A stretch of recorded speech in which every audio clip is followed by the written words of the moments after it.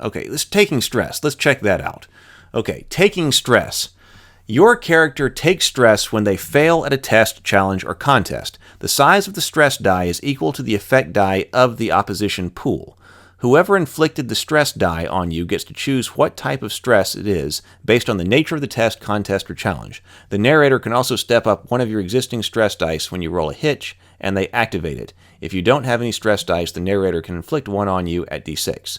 If all of your dice come up as hitches, this is called a botch. The narrator can inflict d6 stress of any type on your character and step it up by 1 for every hitch on the roll past the first. If this ends up being more than d12 stress, for example, you rolled 5 hitches, which is a d6 stepped up 4 times, or it steps up existing stress past 12, then your character is stressed out. You don't get a plot point for a botch. By default, no character has any stress dice. On occasion, the narrator might introduce an NPC who has already taken stress from something, such as an injured soldier. Okay, recovering from stress. During any scene in which your character spends most of the time sleeping, resting, or otherwise taking care of themselves, all of your stress dice step down by 1. At the end of every session, all of your stress dice also step down by 1, unless the narrator decides there is some reason for the stress to persist, such as ending the session on a cliffhanger. You can also recover stress dice in other ways, usually by seeking out somebody or something to step them down more. Activating one or more of the narrator's hitches lets you step down a stress die by 1. So that's an opportunity, right? Other characters can attempt to recover your stress by making tests against the opposition pool based on the difficulty dice equal in size to the stress being recovered. If they succeed, compare their effect die to your stress die. If it's larger, your stress goes away. If it's equal to success, your stress steps down by 1. Stress can't go lower than d6. If it gets stepped down from d6, it's eliminated. Oh, that's important. So there's no d4 in stress. Stressed out. If any stress die is ever stepped up past 12, your character is stressed out and no longer takes part in the scene they are in. Once the scene is over, you and the character is somewhere that they can rest or recover. The stress die goes away entirely and is replaced by a trauma die. Okay, first time we've heard of trauma. And it's replaced by a trauma die. See, trauma. It is possible that you don't get to safety or a place of healing soon enough, in which case the narrator might say that your character has been lost, died, or suffered some other terrible fate. This doesn't happen often, but if it does, there should be some dramatic send-off for your character. Taking a character permanently out of the game should be a conversation between the player and the narrator. Tears are shed, friends swear revenge, and songs are sung. Next session, you can start with a new character and a new story. Pushing stress dice.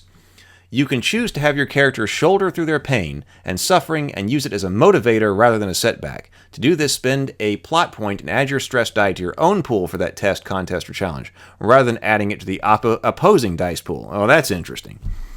Using stress dice in this fashion has an additional cost, however. After the test, contest, or challenge is resolved, the stress die you included in your die pool is stepped up by 1. This may result in your PC being stressed out if the die is stepped up past 12. Stress and growth.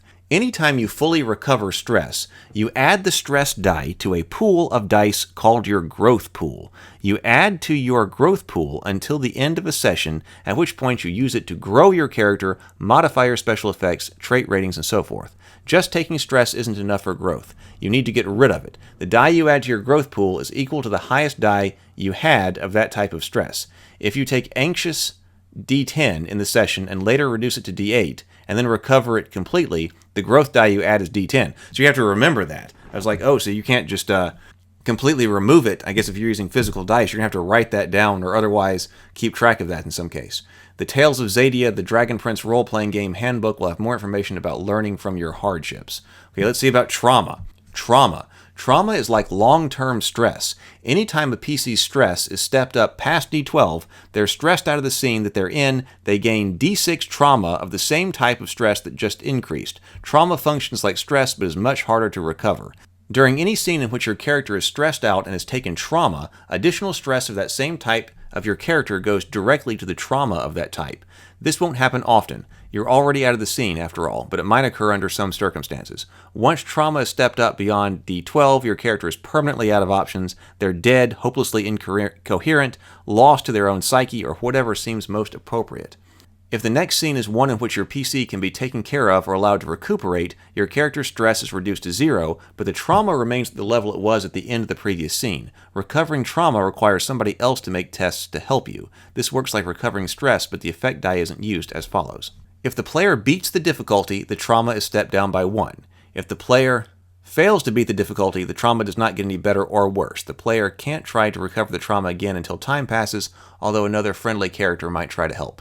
If the player rolls a hitch on a successful attempt to recover trauma, the narrator may hand over a plot point and inflict stress of a different type than the trauma being recovered, starting at D6 or stepping up by 1 if the PC already has a stress of that type. If the player rolls a hitch on a failed attempt, the trauma gets worse, stepped up 1 for every hitch rolled. If this steps the trauma past 12, that's all, folks. So, like, somebody else could kill you if they're trying to heal you? I mean, realistic, I guess.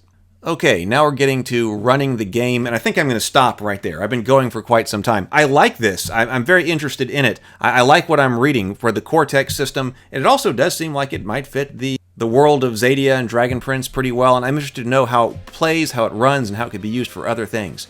So I'm going to stop right here, but we'll continue in another video. We still got to look at these tools as well. But if you've enjoyed this video, please check out the playlists on my YouTube channel. I got a lot more on role-playing, on fantasy, on storytelling, all that. Pick a topic you're interested in, pick the playlist, and enjoy some videos. I look forward to seeing you in so many more.